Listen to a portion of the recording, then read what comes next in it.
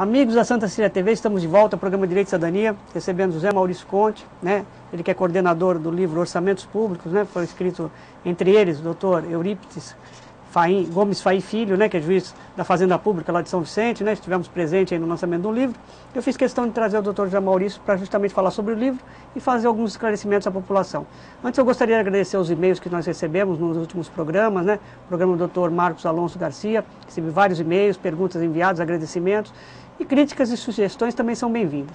Então, o José Maurício estava falando dos precatórios. Eu fiquei com uma dúvida, né? E acho que é a dúvida de toda a população. É tão difícil você ganhar uma ação contra a Prefeitura, contra o Estado, contra a União. E quando se ganha, aí você tem a questão do precatório. Quer dizer, a população fica com aquela sensação de vazio. Quer dizer, briguei, lutei, o Estado tem toda a gama de recursos, e aí fica aquela sensação. O doutor José Maurício estava dando uma sugestão do parcelamento. E quando o administrador não cumpre o parcelamento, doutor José Maurício?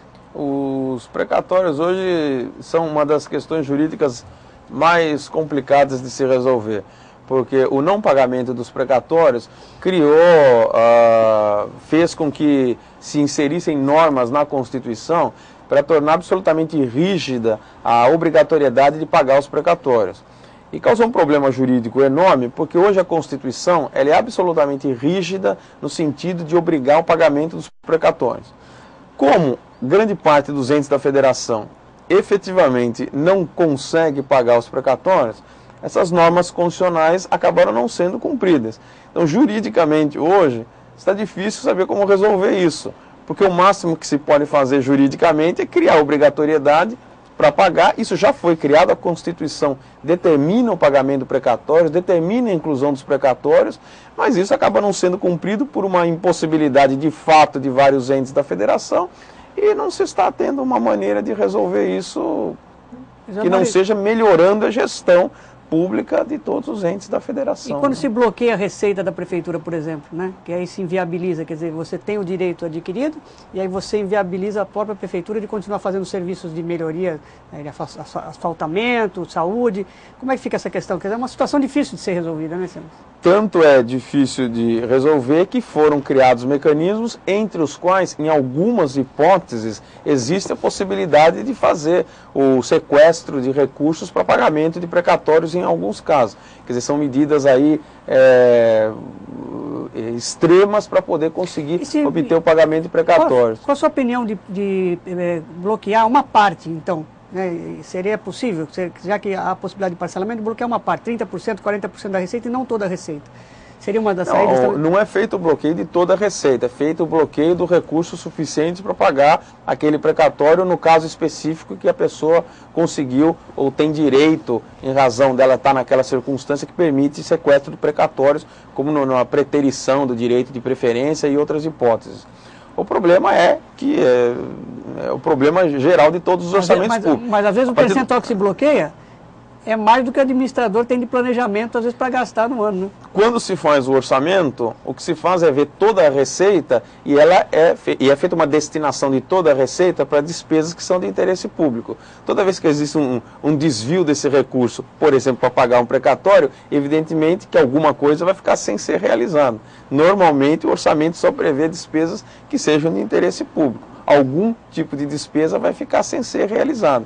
Então, vai se dá o direito a uma pessoa que tem de receber o precatório, mas outra pessoa vai ficar sem o direito de receber algum benefício público que ia ser feito com aquele recurso. Então é uma escolha difícil de ser feita hoje em dia, por isso é essa a dificuldade tão grande hoje que nós temos na área de orçamentos públicos, né? Envolve sempre uma escolha difícil de ser realizada. De saber de onde vai tirar o dinheiro, né? De onde que vai deixar de se investir. Eu fiz uma sugestão com uma entrevista do Dr. Faim, né? Que é um dos coautores aqui do livro, justamente sobre isso, que às vezes a prefeitura, na questão da fazenda pública, né, tantas ações de execução que às vezes inviabilizam, né, a movimentação da vara. Sobre essa questão da prefeitura, e parece que está sendo feita agora, tem uma reunião, e isso devia ser para todos os municípios, para poder às vezes organizar melhor, que às vezes mandam cobranças indevidas. Então, se o administrador, por isso que é importante o gestor público, que eles tivessem alguém para assessorar, pudessem colocar melhoria na informática, né? Quer dizer, agilizar os pagamentos, fazer uma melhor gestão no orçamento público, por isso que a lei é tão importante. Seria mais fácil de se trabalhar e talvez se evitasse tanta questão aí de discussão no judiciário, que aí acaba transformando essa bola de neve que é o judiciário, que que demanda de dinheiro para investimento, né, e a dificuldade de vocês poderem sentenciar na velocidade que às vezes que a população precisa, não é isso, Excelência? Sim, é isso. A grande solução hoje para os orçamentos públicos, para a administração pública em geral, é a melhoria da eficiência na gestão, né? Ou seja, conseguir, com a mesma quantidade de recursos ou com menos recursos, produzir mais benefícios para a população.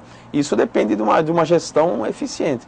Isso seria, talvez, a melhor solução possível, né? E isso pode ser feito em várias frentes, como, por exemplo, na regularização aí de cobranças de execução fiscal, e nesse e em outros setores quaisquer da administração pública. Perfeito. Vou deixar a sugestão, né, para estudante de direito, advogados, né, livro Orçamentos Públicos, né, coordenação José Maurício Conte, vários autores, né, entre eles alguns da região, né, Excelência? Então, deixar para suas conclusões finais, sabia que o programa ia ficar curto hoje, temos ainda 2 minutos, né, produção? Então, deixar para suas conclusões, mensagem para os seus alunos, né, com certeza. Mensagem para os alunos e para todos os interessados é procurar dar mais importância a essa questão dos orçamentos, procurar participar mais e tomar mais ciência do que está ocorrendo, procurar participar mais e dar mais a sua opinião para conseguir fazer com que o orçamento, quando seja feito, ele efetivamente, o gestor público, o administrador, o prefeito, ele coloque como despesa aquilo que é de interesse público e, principalmente, talvez seja o fato mais importante, exercer a fiscalização, ou seja, verificar se não está havendo desperdício de recurso público, né? Porque o desperdício o dinheiro público é seu dinheiro, então você tem que verificar se esse dinheiro está sendo bem aplicado, né? É direito do cidadão, mais do que direito, é um dever do cidadão verificar se o dinheiro está sendo bem aplicado e denunciar os casos em que isso não está ocorrendo. Um exemplo assim bem simples, né, Excelência, que acontece em todas as outras regiões é no Carnaval, né? Que aí as escolas de samba pedem o dinheiro e aí falam, não está no orçamento, não podemos destinar verba, né? Isso é um clássico, né? Quer dizer, teriam que participar mais, né? Tanto na parte de saúde, né? Tanto na parte de transporte, os órgãos aí que são de bairros, né? As comunidades, e participarem efetivamente.